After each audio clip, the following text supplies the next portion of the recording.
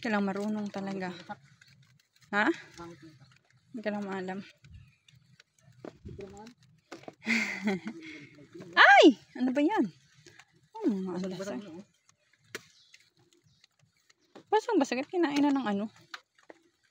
Ibon.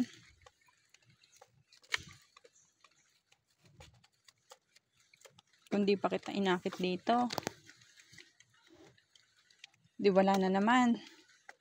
Ubos na ng ibon.